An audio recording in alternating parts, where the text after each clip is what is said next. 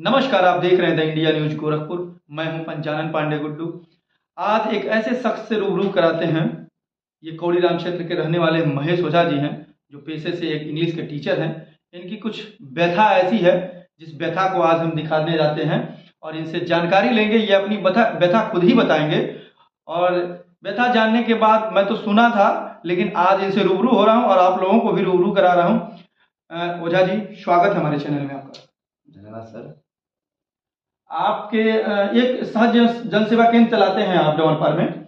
मैं कुछ दिन पहले आया, कई बार गेस किया कि आपके सहज जन सेवा केंद्र पे वेशभूषा से वो अनपढ़ और किसान नहीं दिखाई दे रहे थे। जो वेशभूषा से बड़े अच्छे पढ़े लिखे लोग दिखाई दे रहे थे, तो काफी भीड़ थी। एक दिन मेरा जानने का मन भी हुआ, तो मैं रुक के देखा भी। मैं उस दिन न्यूज कवरेज करने का भी जिक्र किया जब आप लोगों ने अपनी परेशानी बताई, लेकिन आपने उस न्यूज कवर करने को मना क्यों कर दिया? पहली बात तो थोड़ा हम धीरे बोलेंगे क्योंकि मेरे गले में थोड़ा वो है, कैंसर से हम पीड़ित हैं और डॉक्टर ने कहा है कि थोड़ा धीरे बोलिएगा, तेज नहीं बोलेंगे। आवाज़ आ रही है ना? उस दिन हम लोगों का एक मीटिंग चल रहा था और प्राइवेट स्कूलों के जितने शिक्षक हैं वहाँ पे हम लोग वहाँ पे एक मीटिंग कर रहे थे। और जिस तरह से प्राइवेट स्कूल के जो प्रबंधक हैं हमारे शिक्षकों का शोषण करते हैं, उनके ऊपर अत्याचार करते हैं, बेईमानी करते हैं, तो इन्हीं शिक्षकों का एक संगठन बना के हम लोग वहाँ पे एक दिन मीटिंग कर रहे थे। आप किस विद्यालय की बात कर रहे हैं, किस संस्था की बात कर रहे हैं? आप टीचर हैं और आप जिस पेशे से जुड़े हैं उस पेशे की ही बुराई करने जा रहे हैं। नहीं, असल में इस पेशे की बुराई नहीं कर रहे हैं। इस पेशे से संलिप्त कुछ ऐसे प्रबंधक हैं जो प्रबंधक के लायक नहीं हैं, हम उनकी आलोचना कर रहे हैं। पेशा तो बहुत ही शानदार है। दरअसल कुछ दिन पहले जो है हमारे साथ जो है 2-3 स्कूलों के 2 विद्यालयों के प्रबंधकों ने मेरे साथ छल किया, बेईमानी किया और इसको लेके हमने एक आवाज़ उठाया था। और जब हमने इसके लिए आवाज़ उठाया, हम कोर्ट में भी गए, पुलिस में भी गए। तो जब ये चीज़ें फैली तो कई विद्यालयों के शिक्षक जो शोषित हो रहे हैं, जिनके ऊपर अत्याचार हो रहा है, वो आके हमसे संपर्क किए। तो संपर्क करने के बाद हम लोगों ने एक टीम बनाया और टीम बनाने के बाद उन लोगों ने अपनी आप बीती बताई। तो हमारे एक अधिवक्ता मित्र हैं, वो इलाहाबाद हाई कोर्ट में वकील हैं। तो उन्होंने हमसे बताया कि ये काम करिए, एक पीआईएल दाखिल कर दीजिए, ठीक हो जाएगा। तो आप पीआईएल दाखिल की बात तो बाद में बताइएगा हमारे दर्शकों को और अपनी पीड़ा को, लेकिन ये बताइए सबसे पहले कि आप उस विद्यालय के ऊपर इतना नाराज क्यों हैं और विद्यालय का नाम क्या है? नाम बता सकते हैं? बिल्कुल बता सकते हैं। एक विद्यालय तो आरपीएल एकेडमी खौरीराम वाला है और दूसरा विद्यालय है दिव्यनगर में, गोरखपुर दिव्यनगर में स्थित एबीसी पब्लिक स्कूल। आपके साथ इन दोनों विद्यालय ने कौन सा छल किया जो इतने नाराज हैं और अपने व्यथा को तमाम लोगों से बताएं? उस दिन हमसे भी रूबरू कराएं, सभी शिक्षकों को बताएं क्या समस्या है, आप लोगों को बताएं। देखिए, सन 2002 में हमने आरपीएम एकेडमी खौरीराम को ज्वाइन किया। 2002 से लेकर 2005 तक हम थे। उसके बाद फिर 6 से हम 15 तक रहे। तो पहला तो उन्होंने बेईमानी ये किया कि 2008 तक हम लोगों का वेतन जो है हम लोगों के खाते में आता था। उसके बाद अचानक उन लोगों ने फैसला किया कि हम लोगों का एक आईडीबीआई बैंक में खाता खुलेगा और खाता खुलने के बाद हम लोगों का सैलरी उस अकाउंट में जाएगा। 3-4 महीना हम लोगों का सैलरी मिला। उसके बाद अचानक प्रबंधक की तरफ से फरमान आया कि आप लोग अपना अपना एटीएम और पासबुक विद्यालय में जमा कर दीजिए और 50 पन्नों का जो चेक था उस पर साइन करके जमा कर दीजिए। अफरा तफरी का माहौल हो गया, सारे जो है शिक्षक नाराज हो गए, लेकिन मरता क्या नहीं करता, चूंकि हम लोग मजबूर थे क्योंकि वहीं पर नौकरी करना है। तो सभी लोगों ने 50 पन्नों का वो चेक जो है जमा कर दिया। हमारे पास उसका अकाउंट का जो है जो वेलकम किट आता है अभी भी मौजूद है, अकाउंट नंबर अभी के पास अभी है। आपने बताया कि मैं आवाज़ थोड़ी मेरी धीरे निकलेगी क्योंकि मेरा एक ऑपरेशन हुआ है। वो किस रोग से पीड़ित थे और किस चीज़ का ऑपरेशन हुआ है, बताइए उसके बारे नहीं, में। हमको कैंसर हुआ था और हम कैंसर से पीड़ित हैं। और इसके पीछे भी जो है एक हमारे ऊपर अत्याचार हुआ है एबीसी पब्लिक स्कूल द्वारा। थोड़ा हम क्रम से बताते हैं, पहले आरपीएम एकेडमी का हम बता दें। तो पहले तो उन्होंने एक ये बेईमानी किया। दूसरा, हमारी पत्नी के देहांत के बाद हमने विद्यालय में 2015 में हमारी पत्नी का देहांत हो गया। तो हमने विद्यालय से सहयोग के रूप में हमने कहा कि भाई हमारा जो पीएफ का पैसा है जमा है उसको निकलवा दीजिए ताकि हम अपनी बहन का जो है शादी कर दें। विद्यालय ने लगातार आश्वासन दिया कि हाँ आपका काम हो जाएगा, लेकिन उसने किया नहीं। अंत में जाकर हमको नौकरी से निकाल दिया। मेरा पीएफ का पैसा आया, यहाँ तक कि 2-3 महीने का वेतन भी नहीं दिया और इस तरह से लोग अत्याचार किए मेरे अभी ऊपर। तक पीएफ और वेतन का पैसा कितना होगा इन दोनों विद्यालयों को मिला के? देखिए, अगर आरपीएम एकेडमी अगर आप पकड़ते हैं तो आरपीएम एकेडमी में हम जो है लगभग पढ़ाए हैं 14 साल। तो 14 नहीं, 14 नहीं, लगभग 17-18 साल पढ़ाए हैं। तो उसी से आप अंदाज़ा लगा लीजिए। और उतना ही नहीं, एबीसी पब्लिक स्कूल में तो आप मान के चलिए कि हम लोगों का जो सैलरी कटता था, उस सैलरी से हम लोगों का लगभग 10,000 रुपये महीना वो काटते थे। और इन्होंने ये भी कहा था कि 10,000 रुपया हम काट रहे हैं और 10,000 रुपया अपने विद्यालय में देगा, यानी 20,000 रुपये टोटल जाता है महीने। एक बात मैं कहना चाहता हूँ, आरपीओ मेमोरियल के बारे में यहाँ के लोग कौड़ीराम क्षेत्र के नहीं, जिले में भी इनका स्कूल विद्यालय चलता है जहाँ तक मुझे जानकारी है। और ये कि बहुत बड़ा चर्चित विद्यालय है। और जिस विद्यालय पे इल्जाम लगा रहे हैं, शायद मेरे दर्शक इस बात को मानने को भी राजी नहीं हो, क्योंकि वो प्रतिष्ठित लोगों के बच्चे उस विद्यालय में पढ़ते हैं। देखिए सर, दीपक तले ही अंधेरा होता है, और यहाँ भी वैसा ही है। ये घटना केवल मेरे साथ नहीं हुआ है। एक हमारे और मित्र हैं सूर्य प्रकाश पांडे जी, उनकी भी पत्नी का भी कुछ दिन पहले जून के महीने में देहांत हो गया। और उस बेचारे को भी विद्यालय ने न सैलरी दिया, न उनका पीएफ का पैसा दिया, उनको बिना वेतन दिए उनको स्कूल से निकाल दिया।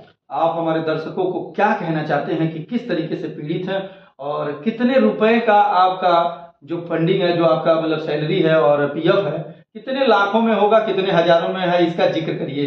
देखिए, अगर कैलकुलेशन किया जाए तो लगभग 10-12 लाख रुपया तो आरपीएम अकेडमी में मिल पड़ जाएगा, और उतने ही के लगभग जो है आपका एबीसी पब्लिक स्कूल पे ही पड़ जाएगा। क्योंकि जितना हम लोगों का सैलरी कटता था और जिस हिसाब से उन्होंने हम लोगों को बताया था, उसके हिसाब से ये जाता है। आप बड़े प्रतिष्ठित विद्यालयों का नाम लिए, प्रतिष्ठित विद्यालयों पे इल्जाम भी लगा रहे हैं, और उसमें जो बच्चे जाते हैं, जिन बच्चों के अभिभावक हैं, वो कोई गरीब नहीं है, प्रतिष्ठित लोग हैं, नामी लोग हैं, पैसे वाले लोग हैं।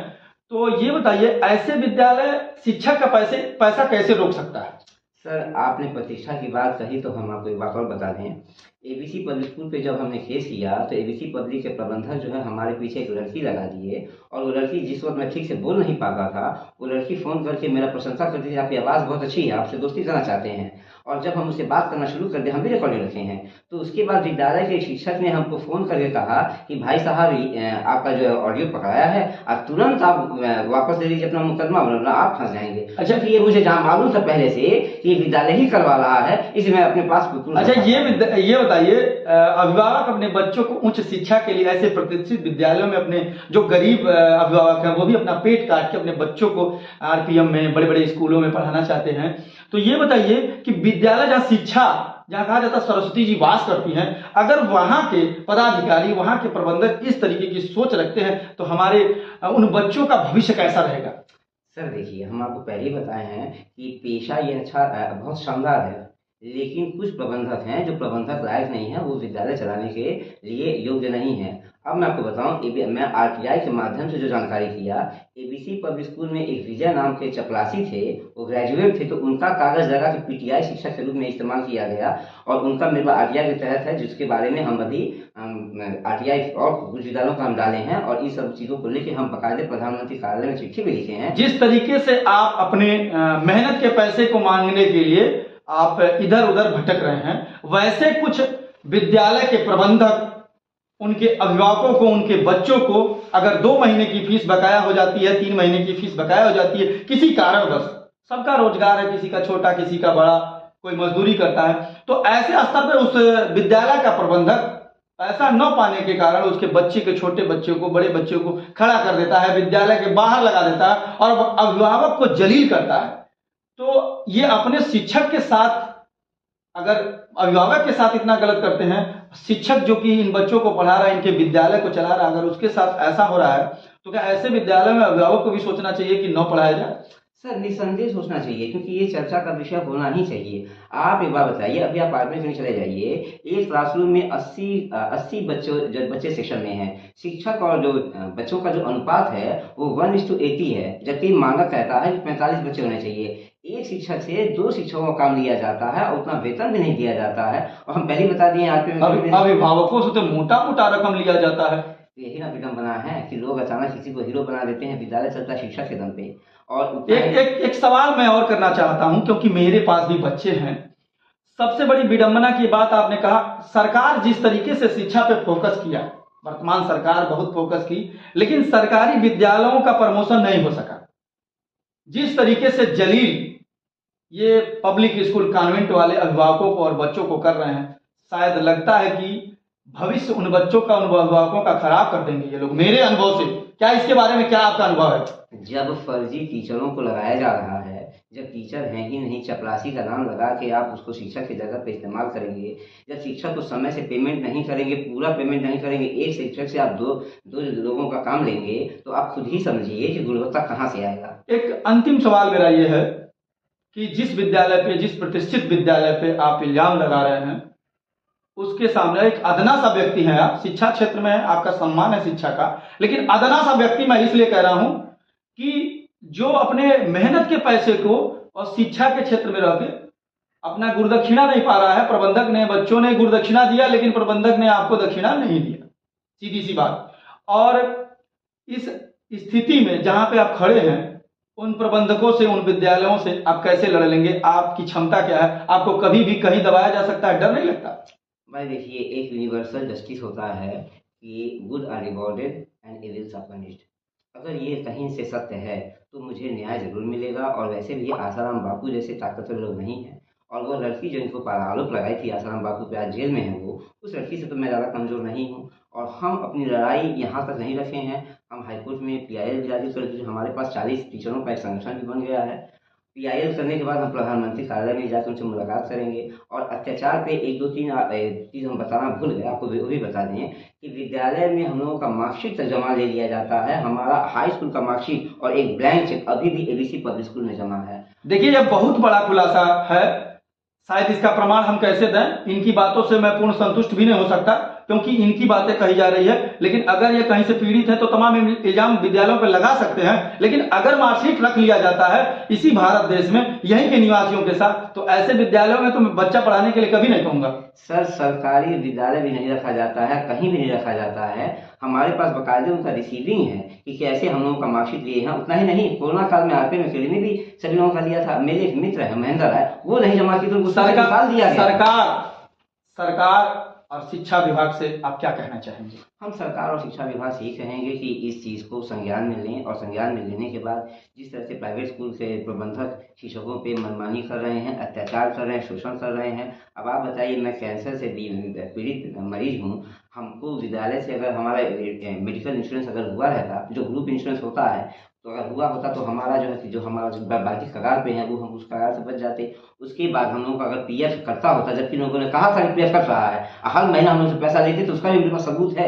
हम जो भी इल्जाम लगा रहे हैं सारा मेरे पास सबूत है। यहाँ तक कि विजय से हमने बात किया था, जितने लोगों से हमने बात की सब रिकॉर्डिंग मेरे पास मौजूद है। वो लड़की का जो हमारे पीछे लगाए थे उसका भी रिकॉर्डिंग मेरे पास मौजूद है। तो हम सरकार से कहेंगे कि हम लोगों की बातों को सुना जाए, क्योंकि अभी तक देखिए 3 साल हो गया, अभी तक हमारा कोर्ट में जो है तारीफ नहीं आ पाया। 159 के तहत जो है वो है, और हम कैंट थाने पे भी गए थे। तो अंत में हम यही कहेंगे कि सरकार हम लोगों की बात सुने, वरना हम मजबूर हैं। हम या तो प्रधानमंत्री के पास हमने चिट्ठी लिखी दिया है, हम उनके पास जाने वाले हैं। अगर मुलाकात नहीं होता है तो हम एक खुला पत्र जो है सोशल मीडिया पर डालेंगे, सभी सबूतों के साथ, रिकॉर्डिंग के साथ, ऑडियो के साथ।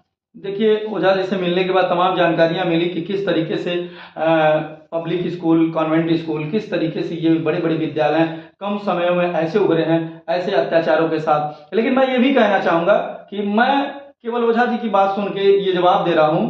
सबसे बड़ी बात है, इस बातों का पूर्ण रूप से मेरा चैनल और मैं संतुष्टि नहीं करता हूं कि जिन बातों का इन्होंने आरोप लगाए, इनके तथ्यों के आधार पर कोर्ट देखेगी और जनता देखेगा कि इनके साथ क्या न्याय हुआ। लेकिन मेरा चैनल और मैं पूर्ण रूप से इसको प्रमाणित नहीं करता हूं। द इंडिया न्यूज से पंचानन पांडे गुड्डू अपने सहयोगी के साथ।